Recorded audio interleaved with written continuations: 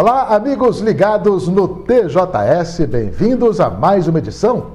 Eu sou Kleber Duval, levando até vocês, a partir de agora, informação com credibilidade.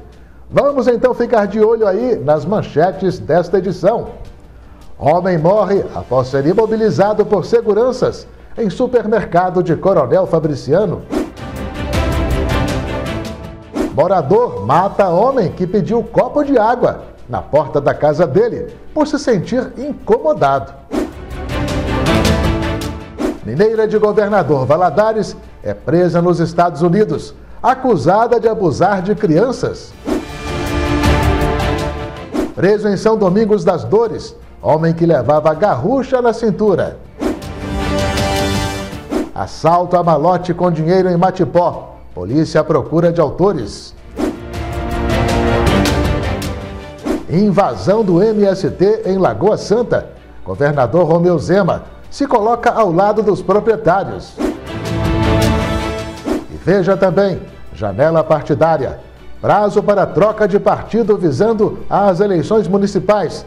Vence em abril, alerta a Justiça Eleitoral. A lei estabelece o prazo mínimo de filiação partidária de 6 meses antes do pleito.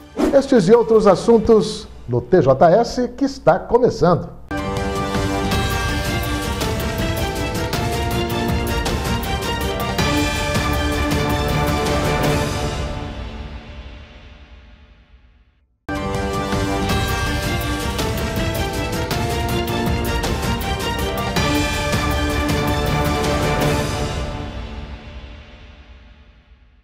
Olá, amigos, bem-vindos de volta ao TJS. Professores da Rede Estadual de Ensino de Minas anunciaram uma paralisação de 48 horas a partir desta quarta-feira, dia 12. O movimento foi aprovado em assembleia realizada pela categoria em Belo Horizonte no último dia 22 de fevereiro. A paralisação é para pressionar o governo de Minas a respeito dos repasses do Fundo de Manutenção e Desenvolvimento da Educação Básica e de Valorização dos Profissionais da Educação, Fundeb, de dezembro de 2023, além de cobrar reajustes dos salários conforme o piso nacional. As eleições municipais deste ano já movimentam os bastidores políticos no Brasil. A corrida agora é para os candidatos regularizarem suas situações, especialmente aqueles que desejam trocar de partido. Está correndo o prazo da janela partidária prevista pela Justiça Eleitoral, visando às eleições municipais de outubro próximo. Esse é o período em que os candidatos estão autorizados a trocar de partido político para concorrer aos cargos de vereador ou prefeito. Em entrevista coletiva no final da tarde desta segunda-feira, o juiz da 72ª Zona Eleitoral da comarca de Caratinga, Max Wilde de Souza, explicou o processo. E um dos requisitos para os candidatos participarem dessa eleição, na condição de candidatos, é estarem filiados a um partido político. A lei estabelece o prazo mínimo de filiação partidária de 6 meses antes do pleito. Como o pleito vai ocorrer dia 6 de outubro, o candidato deve estar filiado a um partido político até o dia 6 de abril de 2024. No tocante aos vereadores que já ocupam o cargo de vereador nessa legislatura, nesse mandato, é previsto pela lei um prazo pelo qual eles podem trocar de partido sem prejuízo para as próximas eleições. E esse prazo é a janela partidária. Então, o candidato a vereador que esteja filiado a um partido político pode, até o dia 5 de abril, trocar de partido para disputar a eleição municipal, visando novamente o cargo de vereador ou ao cargo de prefeito, sem correr o risco de perder o cargo. Essa é a janela partidária. É um prazo previsto pela lei para que a pessoa que ocupe o cargo de vereador na eleição municipal possa trocar de partido sem ter o risco de perder o cargo. De acordo com o juiz, há apenas uma situação em que o candidato pode trocar de partido após o vencimento do prazo da janela partidária. Se o candidato trocar de partido após a janela partidária, ele pode estar sujeito à perda do mandato, a não ser que ele comprove judicialmente que ele sofreu uma perseguição política ou que o partido do qual ele saiu mudou radicalmente o programa partidário. Se ele não comprovar nenhuma dessas duas circunstâncias e trocar de partido fora da janela, ele está sujeito a perder o mandato. O prazo da janela partidária é necessário para que a Justiça Eleitoral possa avaliar em tempo hábil se o candidato preenche os requisitos legais para concorrer às eleições. É importante divulgar e esclarecer bem todos os requisitos, porque o período eleitoral propriamente dito é muito curto e os procedimentos que devem ser adotados pela Justiça Eleitoral para validar todas as candidaturas, submetê-las na urna eletrônica, é muito curto, de modo que se os partidos e os candidatos cumprirem regularmente todas as obrigações legais, facilitarão em muito o trabalho da Justiça Eleitoral. O juiz ainda explicou o que o candidato deve fazer para não descumprir o prazo da janela partidária e poder disputar a eleição. A pessoa, o cidadão, esteja no gozo dos direitos políticos, não tem uma condenação criminal em vigor, e preenche os demais requisitos legais que deseja se candidatar na eleição municipal, no tocante especialmente à filiação partidária, ele deve preencher, deve estar filiado a um partido político até o dia 6 de abril. Então, ele deve procurar no âmbito do seu município quem é o presidente do partido ao qual ele deseja se filiar. O presidente do partido vai esclarecer para esse cidadão quais são os requisitos para ingressar naquele partido político e aceita essa filiação por parte do diretório municipal. O presidente, então, vai submeter os dados desse novo filiado à Justiça Eleitoral e, assim, com relação à questão da filiação, vai estar preenchido o requisito legal. Este ano não haverá eleições apenas para a Câmara de Vereadores em Bertópolis, no Vale do Mucuri, Minas Gerais. Na mesma data, em outubro, os eleitores também escolherão um novo prefeito para a localidade. É que o atual mandatário, Anjinho Rossi, do PSD, foi afastado do cargo e seu vice também teve o mandato cassado pela Justiça Eleitoral. O repórter Leandro Brito fala direto do Vale do Mucuri, trazendo os detalhes da informação. O prefeito Aristides Ângelo, conhecido como Anjinho, do PSD, foi afastado definitivamente do comando da prefeitura da cidade. Anjinho foi acusado de abuso do poder político e econômico. O processo começou após as eleições de 2020, quando Anjinho foi reeleito. Segundo a Justiça, os investigados teriam promovido doação irregular de lotes pertencentes ao município, além de reformas de casas e viagem em dinheiro. Tudo, segundo a Justiça, com finalidade eleitoreira. Bom, já nesta segunda-feira, o presidente da Câmara Municipal foi empossado. Karl Reis assume a prefeitura por 30 dias, onde acontecerá uma nova eleição na cidade. A população de Bertópolis chega a quase 5 mil pessoas, segundo o censo de 2010. O que acontece a partir de agora em Bertópolis? O presidente da Câmara, obviamente com a Justiça Eleitoral de Minas, terá 30 dias para organizar uma nova eleição. Será escolhido o novo prefeito da cidade e acontecerá também na cidade de Bertópolis uma outra eleição, que é a eleição que vai acontecer em todo o território nacional de escolha de vereadores e também prefeitos. Essa eleição vai acontecer no final de outubro, onde os eleitores vão às urnas. Direto de Teófilo Otoni, repórter Leandro Brito. E o governador de Minas, Romeu Zema, se manifestou contra a invasão de uma fazenda pelo MST, Movimento do Sem Terra, em Lagoa Santa, na região metropolitana de Belo Horizonte. Cerca de 500 famílias ocupam a propriedade desde a última sexta-feira, alegando que ela não é produtiva. Acompanhe. A ocupação começou na madrugada de sexta-feira.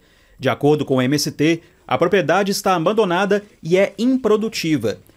O protesto pede o assentamento definitivo de pelo menos 5 mil famílias acampadas em todo o estado de Minas. A polícia militar foi acionada por vizinhos e familiares dos donos da fazenda, que pediram na justiça a autorização para a reintegração de posse. Porém, no fim de semana, uma decisão judicial negou o pedido. Pelas redes sociais, o governador de Minas, Romeu Zema, comentou a ocupação em Lagoa Santa. Invasão de propriedade privada produtiva aqui em Minas. O produtor de leite, além de todo esse problema do preço, agora precisa provar, filmar que ele está produzindo.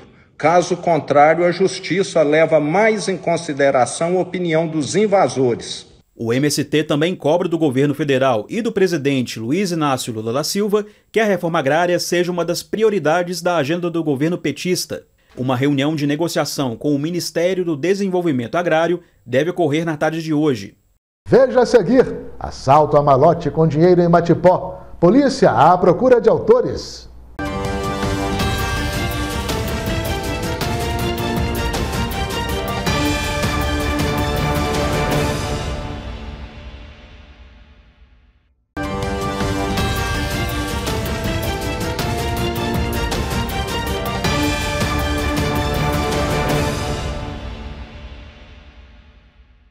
Olá pessoal, vamos aí voltando com o TJS.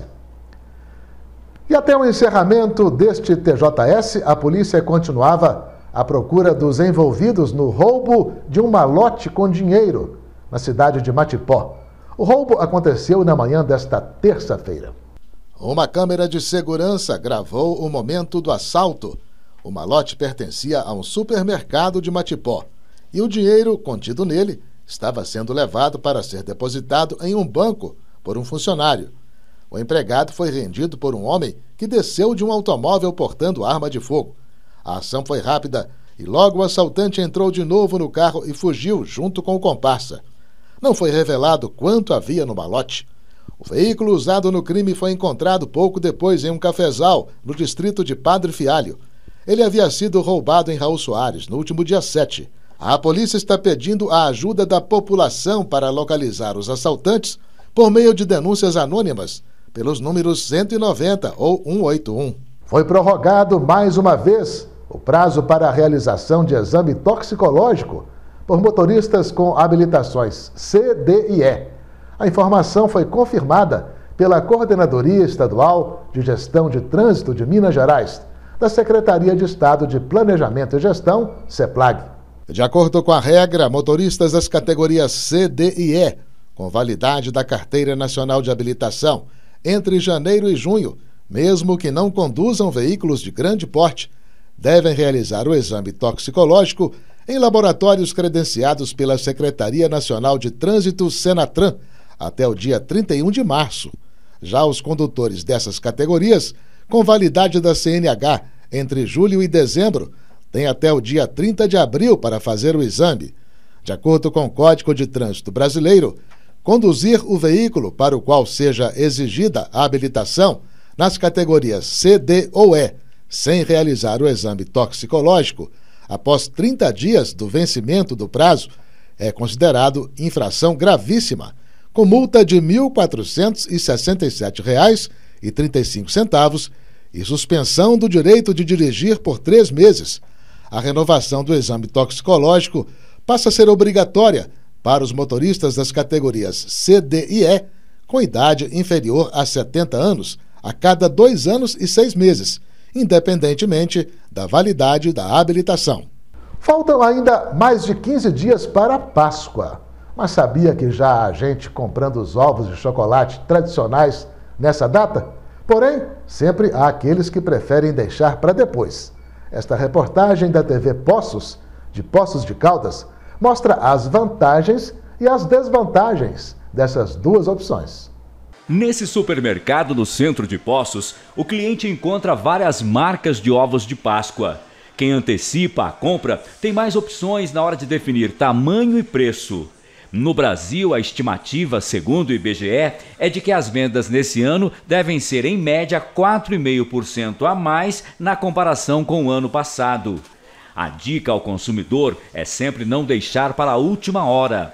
A Páscoa em 2024 cai no dia 31 de março. A gente preparou sim um pouco de estoque para poder servir esse público da última hora, mas a tendência é o consumidor deixar para a última hora, procurar já quer comprar hoje, já está procurando já para não deixar para a última hora para faltar. Aí eu espero passar um pouco, né? Porque aí fica o valor mais barato, né? Porque antes não compensa, muito caro. Aí depois faz promoções, tudo, aí já compensa comprar. Eu prefiro comprar antecipado, por causa dos preços, né, que a gente consegue um preço melhor, porque se deixar para a última hora, além de não encontrar o que a gente quer, ainda fica mais caro. Melhor pelo preço, em cima da hora, sempre as coisas mais caras, então eu prefiro com antecedência. Uma mineira de Governador Valadares foi presa nos Estados Unidos, acusada de abusar sexualmente de crianças. A mulher de 38 anos transmitia os abusos contra 2 garotos de 10 anos de idade pela internet. Segundo as investigações, uma das crianças começou a ser abusada aos 5 anos de idade. A denunciada tinha um bom emprego como técnica de ultrassonografia em uma empresa de saúde de Boston. Ela foi presa no trabalho. O marido dela, americano, também é acusado de abusar das crianças e postar o material na internet. O filho da mulher de 20 anos também estaria envolvido nos crimes. Todos foram presos após mais de 4 meses de investigações feitas pelo FBI, a Polícia Federal dos Estados Unidos. E ainda falando de Governador Valadares, a localidade foi assolada na noite desta segunda-feira por uma forte tempestade. A tormenta durou cerca de 1 hora e provocou inundações e alagamentos por toda a cidade. O conhecido mergulhão, localizado na Avenida Minas Gerais, amanheceu interditado na manhã desta terça-feira, pois estava completamente alagado. A chuva também provocou queda de muros e desabamento de parte de uma rua em um bairro. Felizmente, não houve vítimas de ferimentos, nem desalojados ou desabrigados.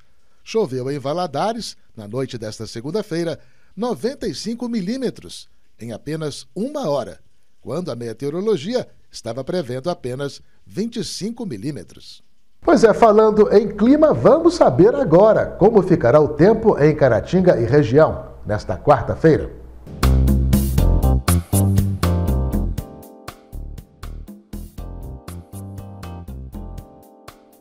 De acordo com o site Clima Tempo, a previsão para esta quarta-feira em Caratinga e região é de sol e aumento de nuvens pela manhã, pancadas de chuva à tarde.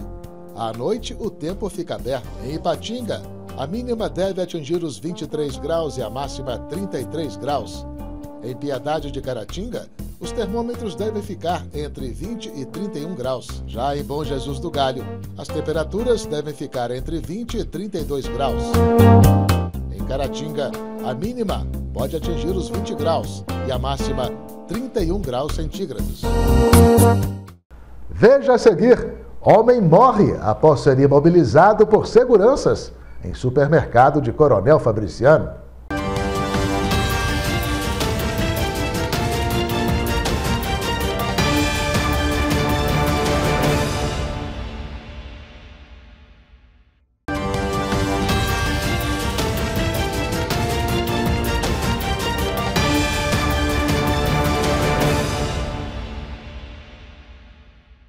Está sendo debatido no Senado Federal o fim da cobrança de IPVA, o Imposto sobre Propriedade de Veículos Automotores, para carros com mais de 20 anos de fabricação em todo o Brasil.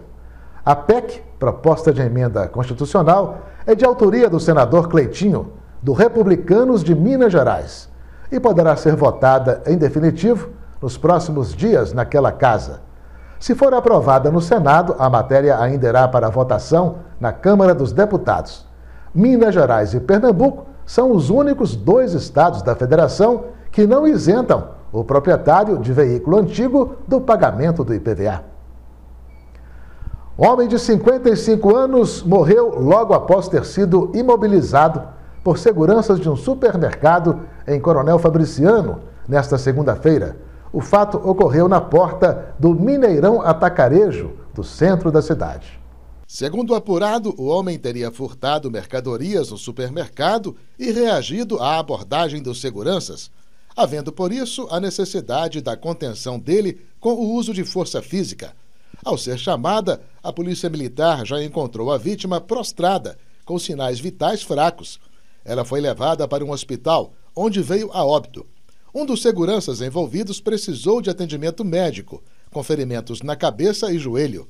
A direção do Mineirão Atacarejo manifestou-se acerca do ocorrido, dizendo em nota repudiar todo tipo de violência. O homem morto era filho de um ex-vereador de Coronel Fabriciano por 3 legislaturas, já falecido. Segundo familiares, a vítima não tinha problemas de saúde e nem fazia uso de remédios controlados. O caso está em investigação. Uma tentativa de assassinato foi registrada nesta terça-feira em Revés do Belém, distrito de Bom Jesus do Galho. Segundo as informações, um homem retirava o carro da garagem quando foi atingido por disparos de arma de fogo. Ele estava na companhia de uma filha pequena, que também foi alvejada. As vítimas foram levadas para o Hospital Márcio Cunha, em Ipatinga, onde permaneciam internadas até a tarde desta terça-feira.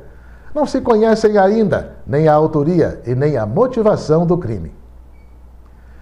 E foi preso na noite desta segunda-feira, em São Domingos das Dores, um homem que portava uma arma ilegal. Ele foi flagrado transitando em uma motocicleta, em atitude suspeita. Ao fazer a revista, policiais militares encontraram na cintura do homem uma garrucha. Ele disse que estava armado por possuir inimigos na região. Além de portar a garrucha, o indivíduo ainda conduzia sua moto com sinais de embriaguez. Ele foi preso em flagrante. E um homem foi assassinado na zona rural de Águas Formosas, no nordeste de Minas, simplesmente porque pediu um copo de água a um morador. Segundo apurado pela polícia, a vítima de 49 anos não esperava a reação da pessoa que a atendeu e que lhe cravou uma facada no peito. Quando a polícia chegou ao local, já encontrou o homem morto, com a faca fincada no peito. O assassino de 37 anos nem se deu ao trabalho de fugir. Ele foi encontrado no interior da casa e disse ter matado o homem porque este sempre o incomodava, pedindo água em sua porta. Vítima e autor eram vizinhos. O homem que praticou o homicídio foi preso em flagrante. Muito obrigado por sua participação. Nos veremos no próximo TJS, porque este está terminando. A todos um grande abraço. Até a próxima.